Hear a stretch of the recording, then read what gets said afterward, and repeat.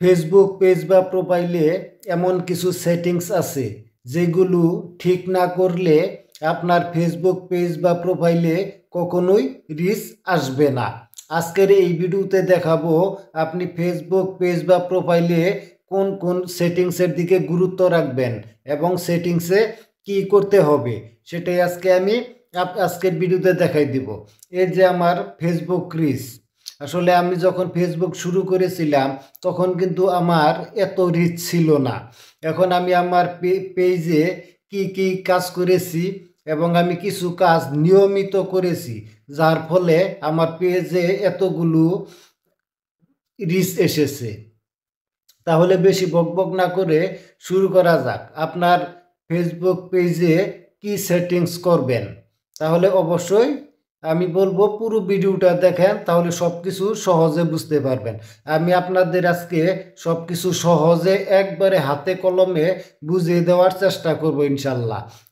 সাথেই থাকেন। যদি ভিডিওটি ভালো লাগে অবশ্যই আপনার মতামত কমেন্ট করবেন এবং চ্যানেলটি অবশ্যই সাবস্ক্রাইব করে রাখবেন। প্রথমে হলো আমরা আমাদের আপলোড করা ভিডিওতে যখন কেউ অথবা কোনো অডিয়েন্স কমেন্ট করে, আমরা কমেন্ট সেকশনে রিপ্লাই কমেন্ট করার জন্য যখন ক্লিক করি তখন কিন্তু দেখা যায় সেই ভিডিওটা অটো প্লে হয়ে যায়, প্লে হওয়ার সাথে সাথে চলা শুরু করে। এরকম একটা ভিডিও যদি আপনি প্রতিদিন 5টা 10টা কমেন্টের রিপ্লাই করতে যান তখন কিন্তু আপনার পেজ থেকেই সেই ভিডিওটা 5বার 10বার অটো প্লে হয়ে যায়। আর যখন এইটা অটো প্লে হয় তখন ফেসবুক অ্যালগরিদম আপনার বুঝতে পারে যে আপনি নিজের ভিডিও নিজেই বারবার দেখতেছেন। আর এটা কিন্তু অবশ্যই জানেন যে ফেসবুকে অথবা ইউটিউবে নিজের ভিডিও নিজের আইডি থেকে কিন্তু কখনো দেখা যায় না, দেখার নিয়ম নেই। এটা যখনই আপনি এরকম কমেন্টে রিপ্লাই করতে যাবেন আর তখনই যদি এরকম প্লে হতে থাকে তাহলে এটা কিন্তু ফেসবুক ভালোভাবে নেয় না বা এটা ফেসবুকের রুলসে পড়ে না। তখন ফেসবুক আস্তে আস্তে আপনার সেই পেজ বা প্রোফাইলের রিচ কিন্তু ডাউন করে দেয়। হয়তো এটা সম্পর্কে আপনি জানেন না যে নিজের ভিডিও বারবার নিজে দেখা যায় না, তার কারণেই ডাউন করে যায়। তাহলে এটা থেকে কি সমাধান করবেন, কিভাবে করবেন সেটাই আজকে আপনাদের দেখাবো, এটা কিভাবে সমাধান করা যায়। তাহলে দেরি না করে বন্ধুরা চলেন আমার মোবাইল স্ক্রিনে।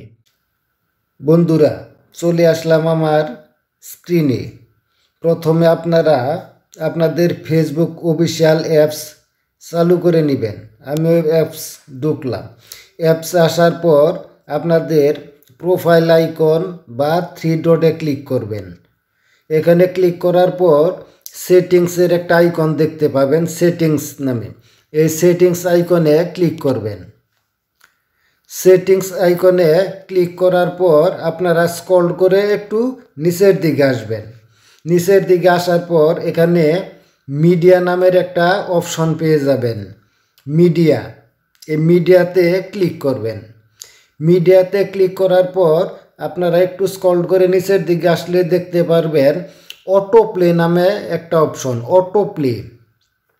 অটো প্লেতে দেখতে পাবেন never auto play video, never auto play video নামের একটা অপশন দেখতে পাবেন।